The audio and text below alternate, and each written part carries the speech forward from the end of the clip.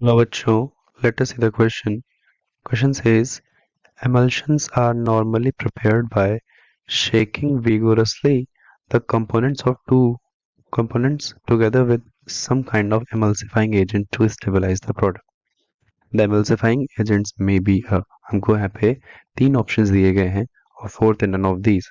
तो बच्चों से पूछा गया है कि जब हम emulsions को प्रिपेयर करते हैं उससे पहले हम देख लेते हैं की कंसेप्ट क्या है।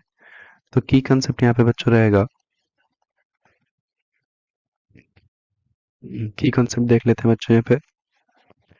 तो इस क्वेश्चन का की कंसेप्ट रहेगा emulsions या stability of emulsions, stability of emulsions। ठीक है ना बच्चों।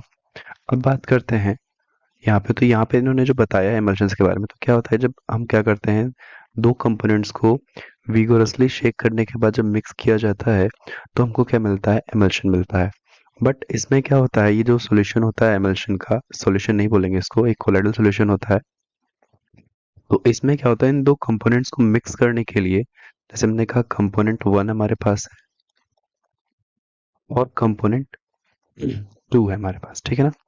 इनको आपस में ये अच्छे से बाइंड हो सके इसके लिए यहाँ पे हमको एक एडिटिव की जरूरत पड़ती है, एडिटिव की जरूरत पड़ती है जिसको हम क्या बोलते हैं, इसी को हम एमल्सिफाइंग एजेंट बोलते हैं, इसी को हम एमल्सिफाइंग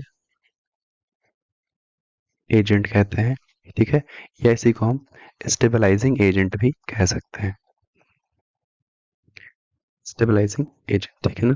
अब इस क्वेश्चन में बच्चों से ये पूछा गया है कि जो स्टेबलाइजिंग एजेंट या फिर एमल्सिफाइंग एजेंट ये कौन कौन से हो सकते हैं हमारे पास। तो हमारे पास वेरियस हमारे पास स्टेबलाइजिंग एजेंट्स होते हैं या जिनको एमल्सिफाइंग एजेंट बोलते हैं। जैसे कि हमारे पास सोप होता है, हम सोप का यूज कर सकते हैं, हम सर्फेक्टेंट्स का भी यूज कर सकते हैं।